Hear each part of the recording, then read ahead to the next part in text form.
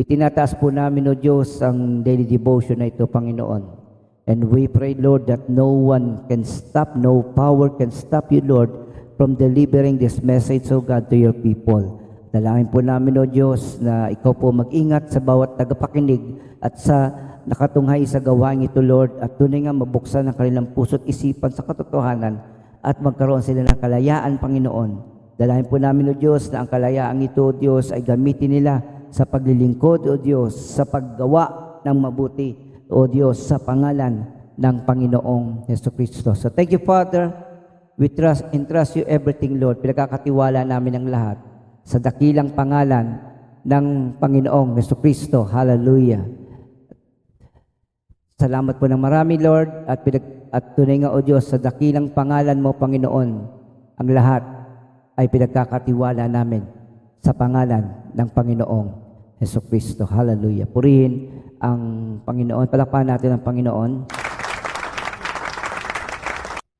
Hallelujah. So, para sa kabatiran ng bawat isa, nagkaroon kami ng technical problem at maaring ito ay may papalabas ng delayed hanggat hindi nakakabalik ang aming internet signal. Pero sabi nga natin, I believe, naniniwala tayo na ang Panginoon will do great and mighty things at makakarating to sa bawat puso na naghahanap sa mukha at kalooban ng ating Diyos. Amen. Hallelujah.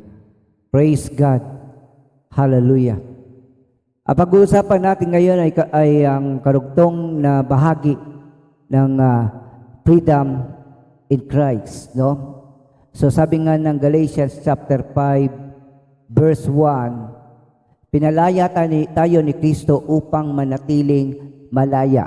Ginawa ng Panginoon ang lahat ng bagay na umalipin sa atin. Pinalaya niya tayo, pinudol niya yung mga bagay na yon, tinanggal niya yung mga bagay na yon upang maranasan natin ang kalayaang ito. Wala nang dahilan para tayo maalipin, maging ang kaaway ay walang kapangyarihan sa atin.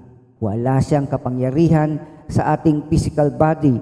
Wala siyang kapangyarihan sa ating pamilya, sa iyong buhay at sa mga pangarap natin at kabuhayan. Hallelujah.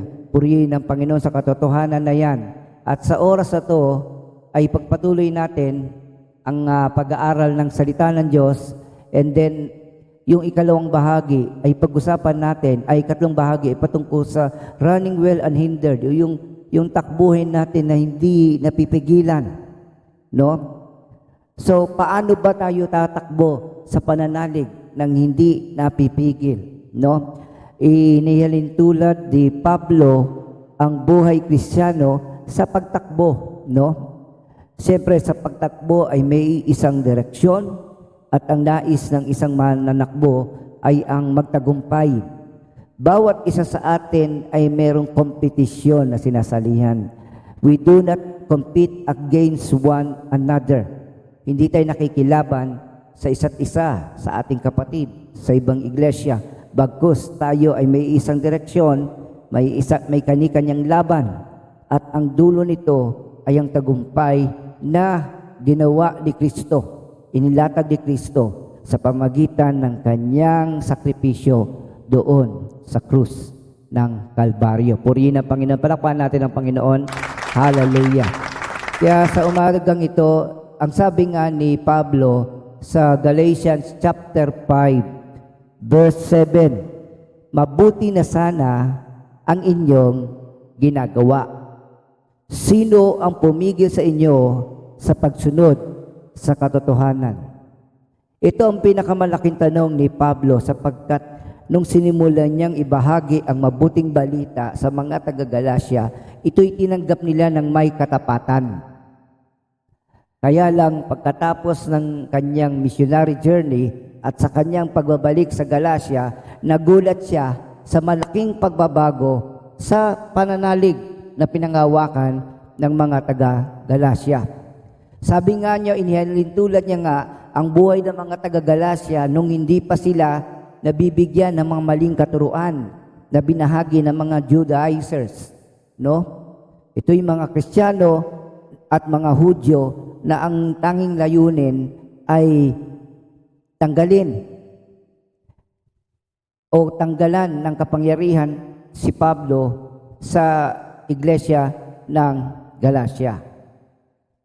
Praise God, hallelujah, sa mga bagay na yan. So sabi, maganda na yung takbo nyo noon. Kung ikukumpara noon, maganda na yung takbo. Pero sino pumigi sa inyo sa pagsunod sa katotohanan? No? You were running well. Who hindered you from obeying the truth? Kung walang problema, yung mga tinuro ng Judaizers, kung wala namang mali sa kanilang tinuro, hindi ito makakaapekto sa buhay Kristiyano ng mga taga Galacia. Pero napakalaki ng epekto ng kanilang maling katuruan na nagbigay sa mga taga Galacia ng maling aksyon ng di ayon sa kalooban ng Panginoon.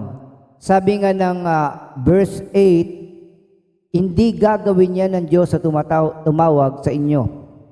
So kung alam niyo po mga kapatid na ang Panginoon ang nagbigay sa atin ng kabatiran o kaalaman para malaman ang kalooban ng Diyos, at the same time siya nagbigay sa atin ng kakayahan na isagawa ito.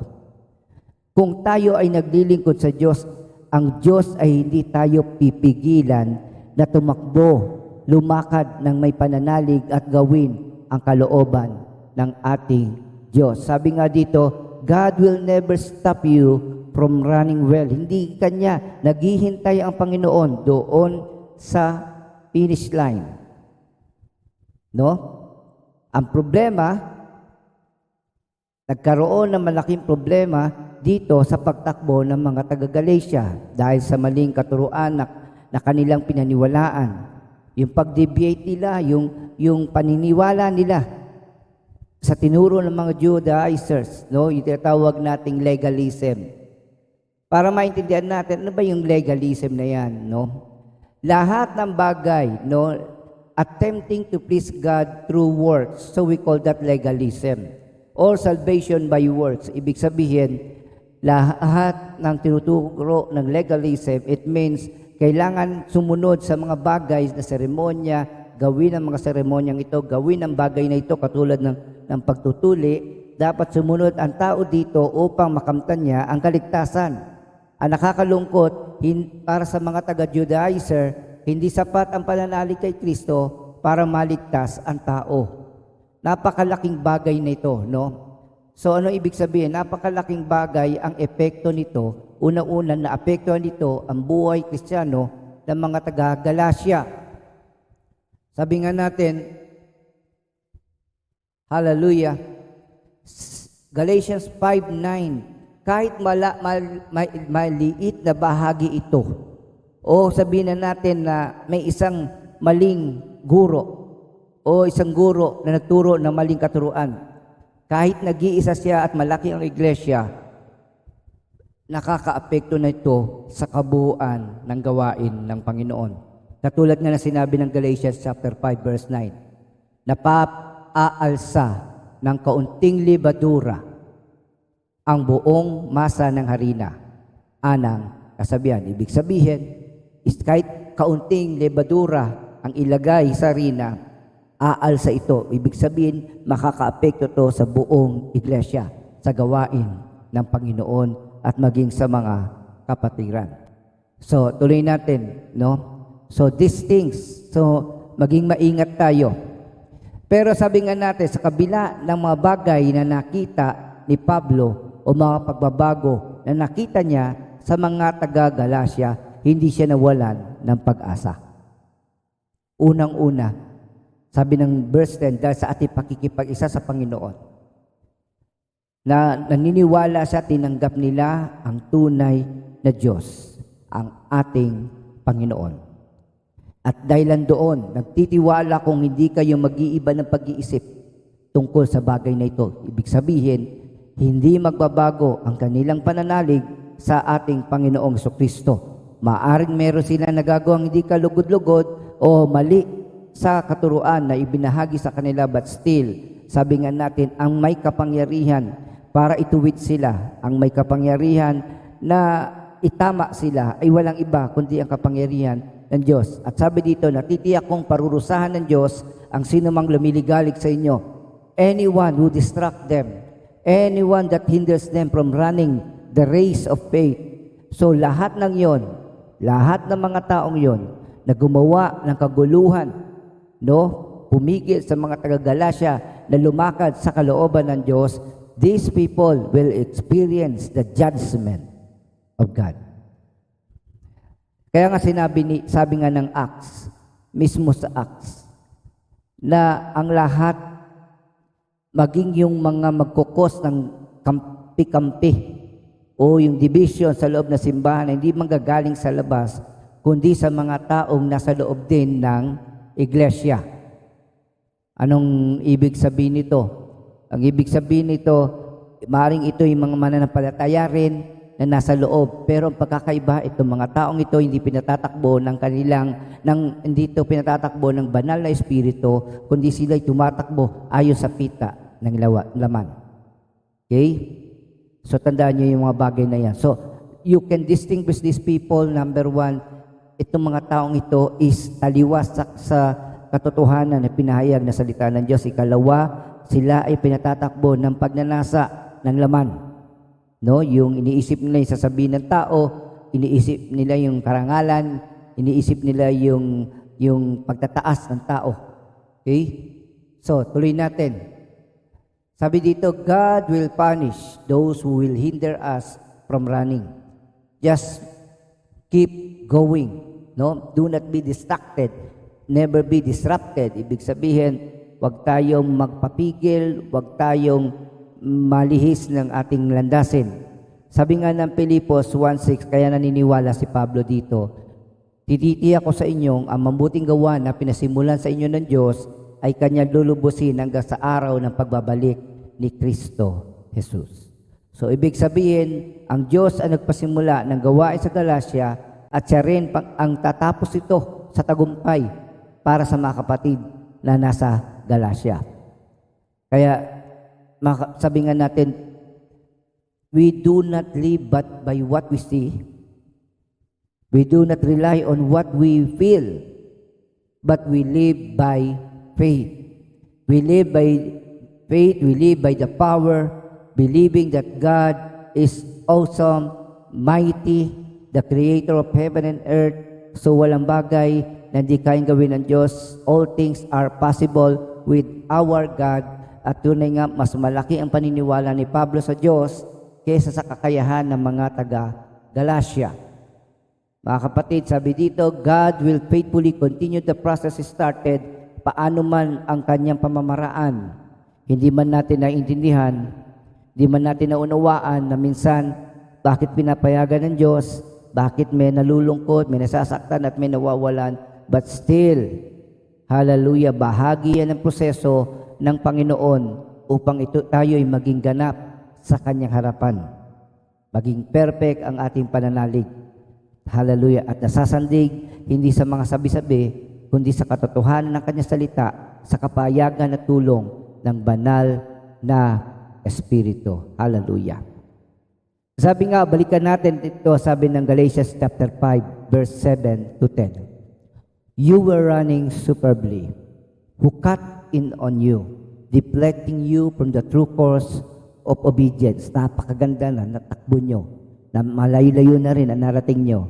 Pero sino ang pumigil sa inyo? O ano ang pumigil sa inyo para magpatuloy sa takbuhin ng pagsunod sa kalooban ng Diyos?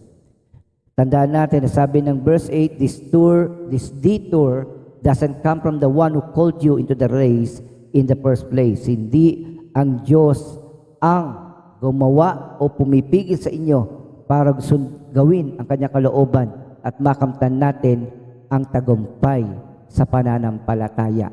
Hallelujah. Purihin ang Diyos. Praise God for this wonderful truth na tunay nga, hindi ang Diyos ngayon. Kung hindi ang Diyos, sino ito? Ito yung mga tao na nagtuturo sa atin ng mga bagay na di kalugod-lugod sa ating Diyos. Ito yung mga taong pinatatakbo ng kanilang pita, ng kanilang laman. Ito yung mga naghahangad ng karangalan, yung nais silang maitaas.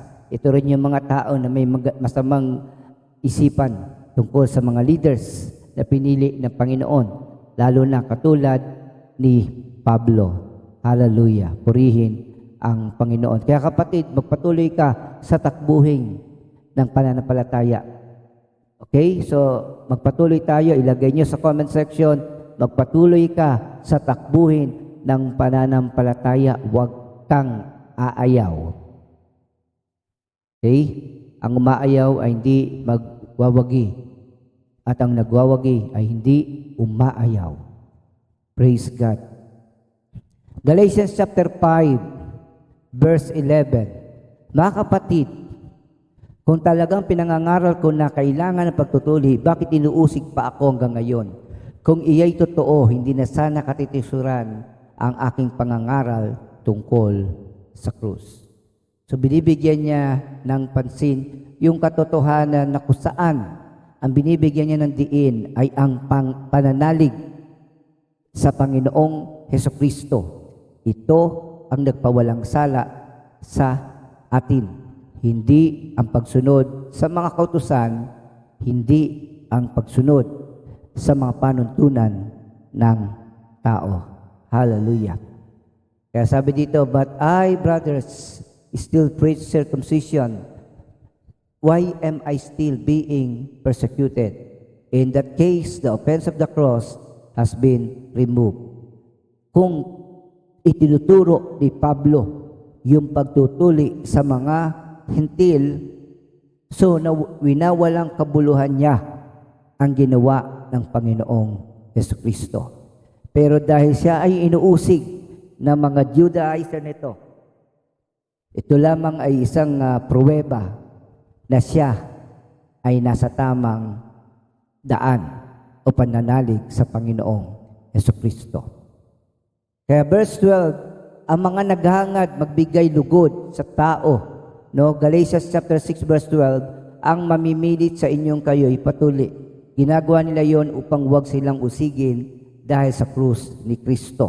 Ganito ang kanilang pamamaraan, ganito ang gusto nila ipagawa sa atin, at ito'y hindi nila ginagawa para sa kalooban ng Diyos, kundi para sa sasabihin ng tao, para mabigyan ng kaluguran ang ibang tao.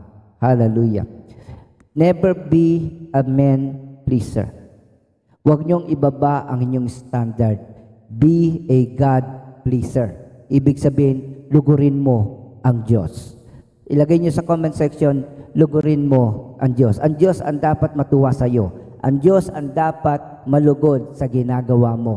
At kapag nalugod ang Diyos, hallelujah, walang problema na yon. No? Ang masakit, kung ang sinusunod natin ay ang kaluguran ng tao, pero ang relasyon naman natin sa Panginoon ay nasa maling landasin. So, brothers and sisters, be God pleaser, not man pleaser. Yan ang distinction ng mga taong nanggugulo, ng mga tao na gumagawa ng pagbabaha-bahagi sa loob ng iglesia ng Diyos. Sabi nga natin, mga kapatid, ang mabuting balita ay ang balita ng pakikipag-isa kay Kristo, ang pakikipag-isa natin sa ating Diyos. Pero bakit ang mga taong ito ay nagkukos ng pagkakawatak-watak at yung mga pagkakampi-kampi sa loob ng iglesia? Ang mabuting balita ay hindi maaaring mag-cause ng tinatawag nating division sa loob ng iglesia. Ang katotohanan ng Panginoon ay pinagkakaisa ang lahat. At ang bunga ng mabuting balita, ang bunga ng katuruan na tinuturo ng banal na kasulatan ay nakikita sa pag-ibig. Okay? Nagbubunga ito ng pag-ibig. Nagbubunga ito ng tinatawag nating bunga ng Espiritu. Okay? Kaya sabi dito, ginagawa nila yon upang wag silang usigin dahil sa krus ni Kristo. Sapagkat sabi nga ni Pablo dito, ang iniisip nila ay ang sabihin ng iba. Katulad ng ganap nung si Pedro ay nakikisalamuha sa mga Hentil, nung wala pa yung mga Hudyo, nung dumating yung mga Hudyo, saka naman humiwalay si Pedro. At naging dahilan ito upang sumunod din ang ibang mga kapatid o Kristiyanong Hudyo. At naging katitusuran sila sa mga Hentil. Hallelujah. Pero hindi ibig sabihin na sila Pedro ay nagpatuloy sa maling gawain. No. Hindi sila yung mga Judaizer. No? Pinagsabihan sila ni Pablo, itinama sila ni Pablo publicly. No? Yan ang matindi doon. Okay, tuloy natin. Verse 12. At yaong mga nanggulo sa inyo, ay huwag lang patuli, kundi paputol na. So sabi nga, hindi lang hiniling natin na sila'y parusahan. No? Sino ang makakakawala sa kamay ng Diyos? Sino makakaiwas sa kanyang paghahatol? Kung paanong tayo nagtitiwala sa Kanya ay hindi tayo maagaw sa kamay ng Diyos. Never hindi tayo maagaw sa kamay ng Panginoon. Pero sila na gumawa ng mga bagay na di kalugod-lugod sa Diyos, sila na nag-cause ng division, pagkakagulo ng mga gawain ng Panginoon, sila ay mananagot sa Diyos. Hallelujah. Sabi nga dito ni Paul, at yung mga nanggugulo sa inyo, sana wag lang patuli, kundi paputol na. I could wish that those who trouble you would even cut themselves off. No? So, worse things will happen to them. Mga kapatid, tinawag kayo upang maging malaya. Ngunit huwag ninyong gamitin ang inyong kalayaan upang masunod ang pita ng laman. Kundi maglingkod kayo sa isa't isa dahil sa pag-ibig. Hallelujah. Napakaganda na sabi dito ni Pablo, tinawag kayo upang maging malaya. Muli niyo isulat sa comment section, malaya na ako.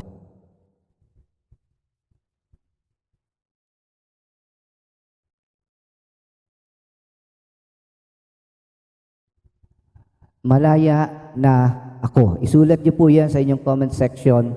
And praise God, sabi nga dito, huwag niyong gamitin ng inyong kalayaan upang masunod ang pita ng laman. Huwag niyong gamitin ang inyong kalayaan upang masunod ang pita ng laman.